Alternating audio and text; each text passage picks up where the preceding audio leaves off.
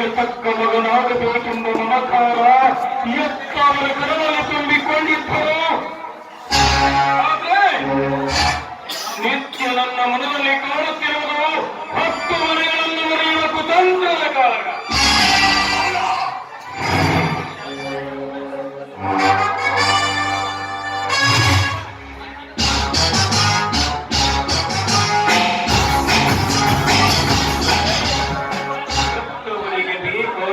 ನಿತ್ಯ ನ್ಯಾಯ ನೀತಿ ಧರ್ಮ.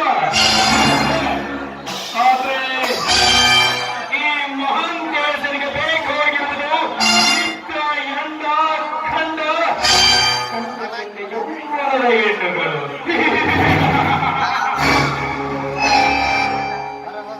ಎತ್ತವರಿಗೂ ಎತ್ತ ಮಗನಿಗೂ ಎತ್ತ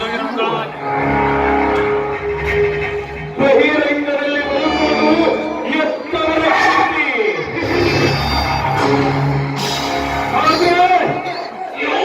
ಈ ಮಹಾನ್ ದೇಶದ ಮಡಿಲಲ್ಲಿ ತುಂಬಿಕೊಂಡಿರುವುದು ವಿಷಗುಂಡ. ಮನನಿಷ್ಠೆಯಂತೆ ನಡೆದರೆ ಮಹಾನ್ ದೇಶ. ನಿಶ್ಚಯಕ್ಕೆ ಯಾರಾದರೂ ಪುತ್ರೀಕರಿಸಿ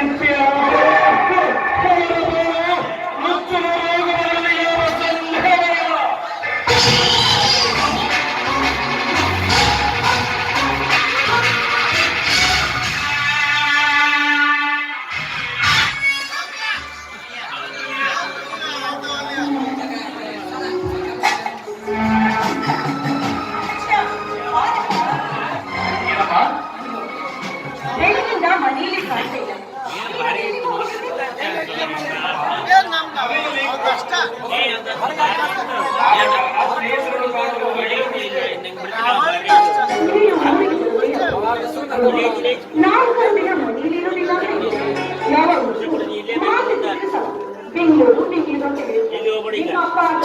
ಬೆಳಿಗ್ಗಿಂದ ಮಾದೇಶ ಮಾದೇಶ ಅಂತ ಅದೆಲ್ಲ ಹುಡುಗ ಏನ್ ಮಾಡ್ತೇವೆ ಏನ್ ಮಾಡ್ತೇವತ್ತು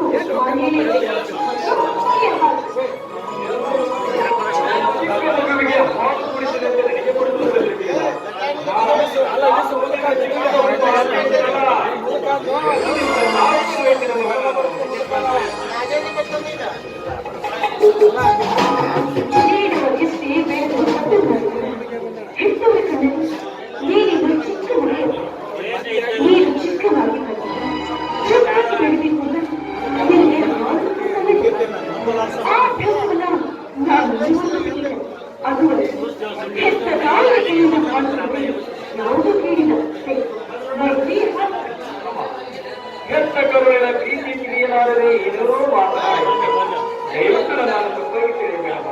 ಈ ಊರಿಗೆ ಬಂದಾಗ ಪ್ರತಿನಿತ್ಯ ನಿನ್ನ ಕೈಯಾರೆ ಆ ಕುದುರೆ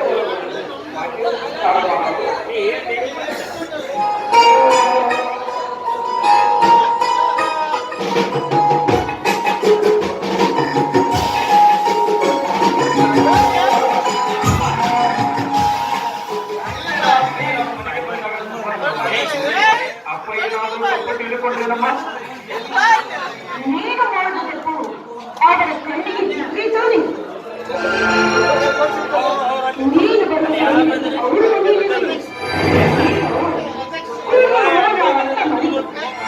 ನಾನು ನಿಮ್ಮ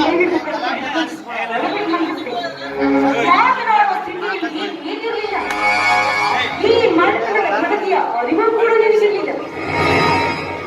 ನಿನ್ನ ಪುಣ್ಯಕ್ಷಣ ನೀನು ಮಾಡುವ ಈಗಿನ ಕೆಟ್ಟ ಚಿತ್ರವು ನಿನ್ನ ಕಣ್ಣಿಗೆ ಬೀಳಿದ.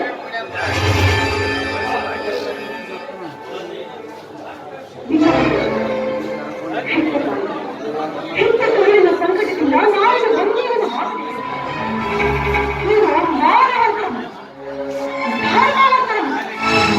ಇಂಥ ಮನಸ್ಸಿನಲ್ಲಿ ನೀನು ಹುಟ್ಟಿಕೆಯಲ್ಲ. ತಪ್ಪು ಕೆಲಸವನ್ನು ಮಾಡಬಾರದು. ಇಂಥ ಚಿಕ್ಕ ವಯಸ್ಸಲ್ಲಿ ಕುಡಿಯುವುದು, ಸಿಗರೇಟ್ ಸೇರುವುದು, ಮಾಡಿದ ವಿಷಯದಲ್ಲಿ ಒಂದಲ್ಲ ಒಂದು ದಿನ ನಿನಗೆ ದುರಂತ ತಪ್ಪಿದ್ದೆಲ್ಲ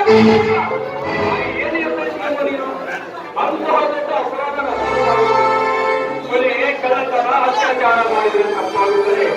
ನಮ್ಮ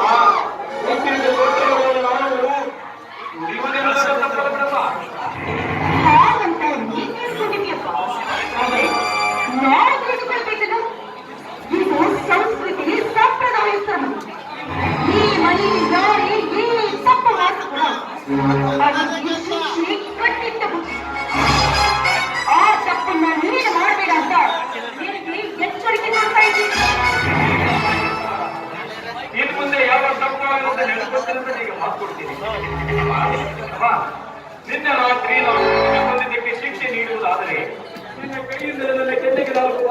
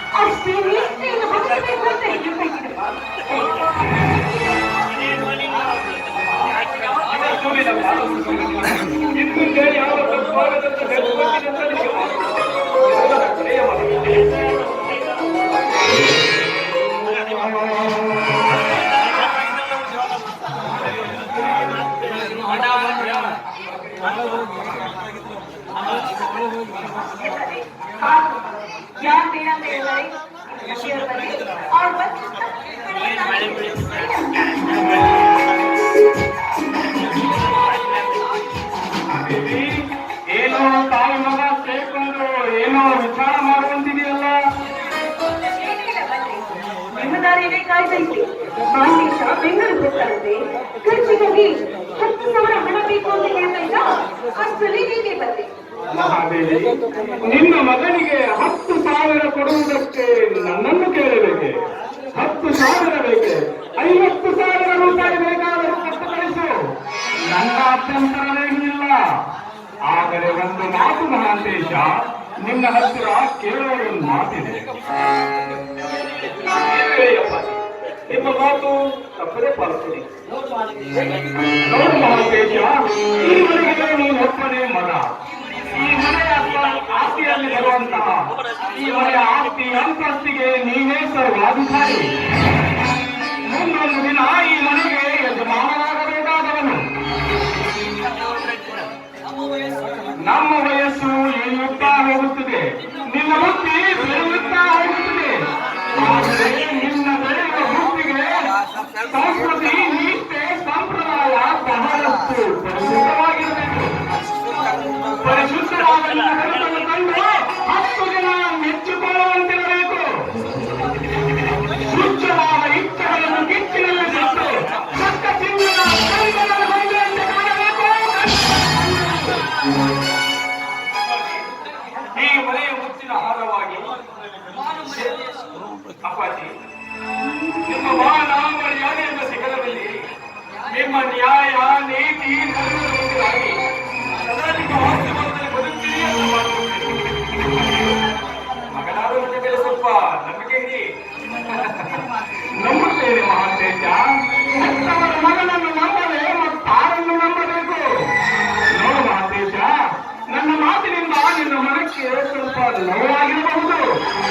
ಆದರೆ ನಾನೇಕೆ ಈ ಮಾತನ್ನು ಹೇಳುತ್ತಿದ್ದೇನೆ ಗೊತ್ತೇ? ಹೆತ್ತವರ ಆಸೆಯಂತೆ ಮನೆ ಎಂಬ ಗೂಡಿನಲ್ಲಿ ಮಗನೆಂಬ ಹಕ್ಕಿ ಸಾಕಿ ಸಾವಿರಾರು ಜನರಿಗೆ ಪಾಠ ಪ್ರವಚನ ಹೇಳುವ ಗುಣಗಳ ಹಕ್ಕಿ ಆಗಲೆಂದು ಆಸೆ ಹೊತ್ತುಕೊಂಡಿದ್ದೇನೆ. ಆದರೆ ಆ ಹಕ್ಕಿ ರೆಕ್ಕೆ ನನಕ ಮೇಲೆ 10 ಜನರಿಗೆ ಸುತ್ತೋರಣ ಮುನ್ನೆಚ್ಚರಿಕೆ ಬರ್ತಾ ಇದ್ದೀನಿ. ನಿಮ್ಮ ಮಾತಿನ ಅಂತರಂಗವನ್ನು ನೀವು ತಿಳಿದುಕೊಂಡಿರುವ ಹಾಗೆ ಈ ಹಕ್ಕಿ ಹಸಿ ಮೌಸ ತಿನ್ನುವ ರಣಹಸ್ಯದ ಮಠದಲ್ಲಿ ನೀವೇ ಕಾದು ನೋಡಿ. ಈ ಹಕ್ಕಿ ಸೂಕ್ಷ್ಮದ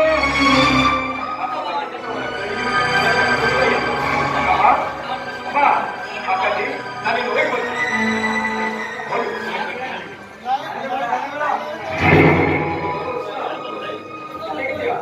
ನಾನಿವತ್ತು ಬೆಂಗಳೂರು ಹೋಗಿ ಬರ್ಬೇಕು.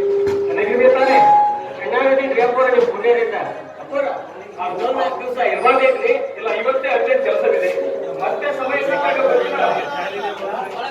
ರುದ್ರ, ಒಳಗಡೆ ಬೀರಿನಲ್ಲಿ ಹಣ ಇದೆ, ಅವನ ಬ್ಯಾಗ್ ಅಲ್ಲಿ 50,000 ರೂಪಾಯಿ ಇಟ್ಟು ತಂದ್ಕೊಟ್ಟು ಬಿಡಪ್ಪ. ಅಷ್ಟೇ ಮಾಡ್ತೀನಿ ಅಪ್ಪಾಜಿ. ಅಮ್ಮ, ನನಗೆ ಆಶೀರ್ವಾದ ಮಾಡಿ.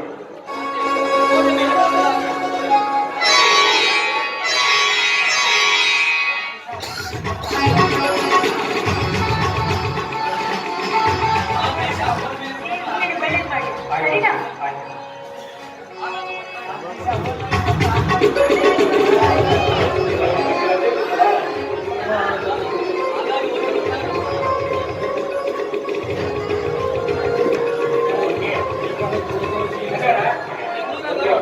ಬೆಂಗಳೂರಾಗ ಗಂಡು ಸಂಖ್ಯೆ ಅಲ್ಲೇ ಇರ್ತಾರ್ರಿ.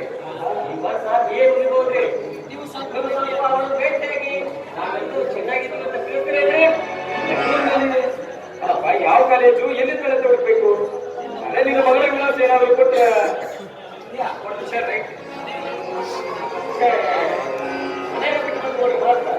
ಇನ್ನೊಂದ್ಸಲ ಬಂದಾಗ ಕೊಡ್ತೀನಿ ಅಂತ್ರಿ. ಬರ್ರಿ, ನಾನು ನಿಮ್ಮನ್ನು ಪಂಚಾಯತ್ ಭೇಟಿ ಬರ್ತೇನೆ. ಬರ್ರಿ ಅಮ್ಮ. ಫೋನ್ ಮಾಡೋದನ್ನ ಮರಿಬೇಡಪ್ಪ. ರಾತ್ರಿ ಮಲಗಬೇಕಾದ್ರೆ ಹಾಲು ಕುಡ್ದೆ ಮಲಗಬೇಕು, ಉಪವಾಸ ಮಾಡಬೇಕಾದ್ರೆ ನಾನು ಹೇಳೋದನ್ನ ಸರಿಯಾಗಿ ಕೇಳು. ರಾತ್ರಿ ಮಲಗಬೇಕಾದ್ರೆ ಹೊಟ್ಟೆ ತುಂಬ ಊಟ ಮಾಡು, ಹಾಲು ಕುಡಿ. ರಾತ್ರಿ ಪೂರ್ತಿ ಮೊಬೈಲ್ ಅದೇನೋ ಮನುಷ್ಯ ಮತ್ತೆ ಅದೇ ಒಮ್ಮೆ ಹೋಗ್ತಾ ಇದೆಯಾ? ಮತ್ತೆ ಯಾವ ಹುಡುಗಿನ ಹಿಡಿಗಿನ ಕರ್ಕೊಂಡು ಬಂದಿದ್ದೀಯಾ? ಸರಿ, ಅದರಲ್ಲಿ ನಿನ್ನೆಲ್ಲ ತಿಳ್ಕೊಂಡಿದ್ದೀನಿ.